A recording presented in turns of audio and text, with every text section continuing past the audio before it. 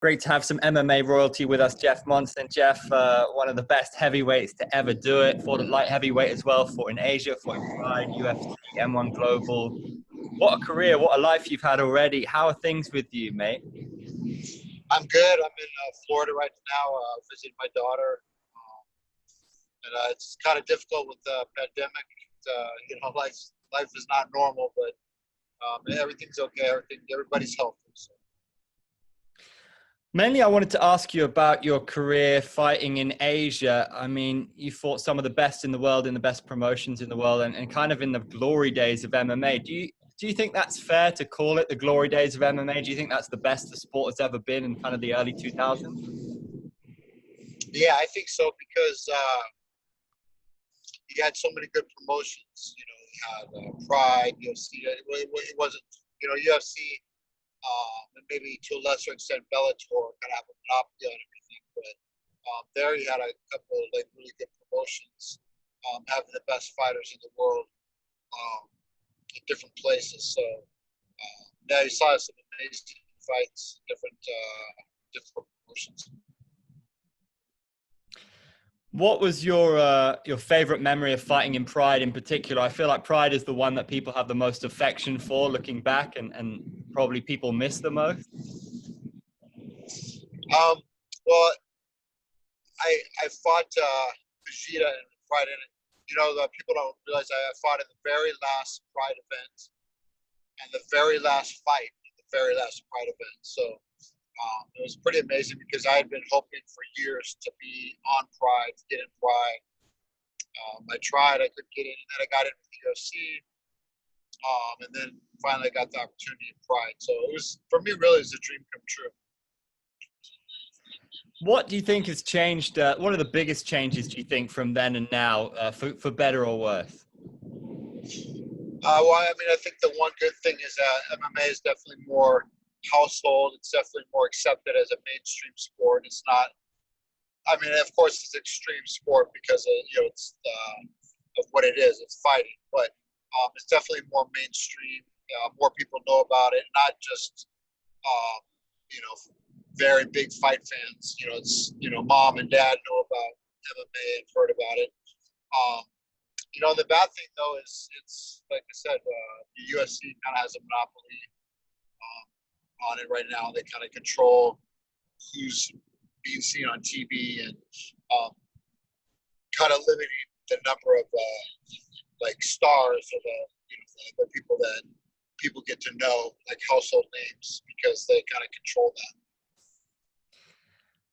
It's interesting you talking about wanting to get into Pride. I mean, what an amazing thing to have in your career among all the people you faced, but being the last victor in Pride. That's a big piece of history right there. What do you think it is that people love so much about that organization, about that time? I wasn't mad. I mean, they had some amazing fights. And at that time, Pride really did have the best. They were number one. They had the best fighters, and they had some amazing rivalries and fighters. And there were actually, the UFC, like now, some of the drama is kind of it's like media or produced by the UFC, or like people are like, oh, I'm gonna get popular by talking a lot of trash talk. But there in the I guess the Pride is it was real. There was a lot of respect, a lot of unity with the fighters. But if two fighters didn't like each other, it was real. It wasn't for the cameras. It wasn't for show. It wasn't to get more pay-per-views for the event. It was like a legitimate beef. I've got to ask you, I mean, Daniel Cormier is fighting Stipe soon. You fought DC, you fought Fedor, so you're a pretty good person to ask. People love to talk about the greatest of all time. Who are your top three greatest heavyweights? Two of those guys are a lot of people's top three, but what do you think? I mean, I think the greatest, it's no question, is Fedor. And, unfortunately, the new generation now, the new generation of fighters are people just getting into following, becoming UFC or MMA fans now, don't really know about Fedor. Like, they maybe heard the name. He went 12 years without losing. I mean, Nobody does that. I mean, somebody goes 2 years or 15 fights without losing, and it's like, oh man, they get talked about being an elite, greatest of all time group. This guy went 12 years. He fought the toughest of the toughest, at Pro Cop, all the tough guys he fought and won. And he hardly won. I think he won maybe 2 fights by decision. He like dominated, submitted him or knocked him out. And if he won by decision, being Nogueira or something, he dominated the fight. There's no question. So he's definitely number one. Heavyweights.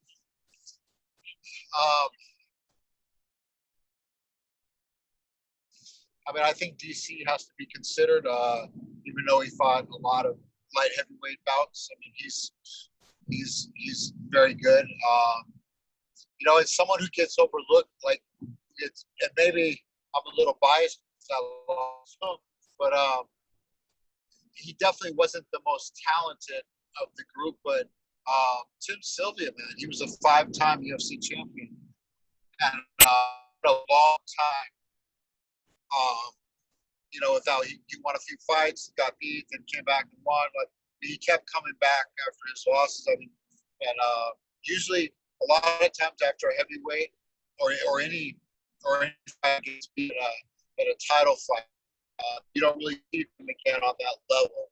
After they lose the title, back several times after losing the title, he won. So I think he's definitely my dark horse under one of the greatest. I like it. I was wondering, man, 2012 Moscow. It seems like you have a lot of respect for Fedor. What was that like? The build up to that fight, the excitement for it, and you ultimately lost the decision. But was it interesting for you fighting someone you consider to be the greatest? Yeah, it was really a dream come true. The fight, the build up for the fight was fantastic. I was doing some seminars beforehand, like everybody. My household name in Russia only because I taught him. Before I was like, the fight fans knew me, but nobody else knew me. But after that fight with him, like everybody, the maids from the hotel, the taxi drivers, everybody. But it was a difficult fight, man. Every time I saw him fight, he came in, charged, and like I saw him fight like Coleman. Coleman took him down, and then got submitted. I'm thinking, if I get him down, I'm going to submit him. So I really believe I was going to win this fight because of the style of matchup, and the way he fought. But he fought very intelligently and made it a kickboxing match. I think he knocked me down maybe 4 times, 5 times in the fight. And he only got on me 1 time. And then I tried to sweep, stood up, and then every time, then again, he knocked me down. He's like, you need to get back up. So, unfortunately, I just didn't. I should attack. I should have attacked. Kind of like Dan Henderson did against him. So, but I know I broke my leg during that fight from kicks. It was a mess afterwards. But he's a great guy. Afterwards, he came to me and talked to me in the locker room. He was very respectful. And I admire him also, not only because I think he's the greatest heavyweight, also because he never trash talked. He never tried to build up his name. He was very gentleman, very respectful. You would never look at him by his demeanor or even by his body and expect him to be what he was.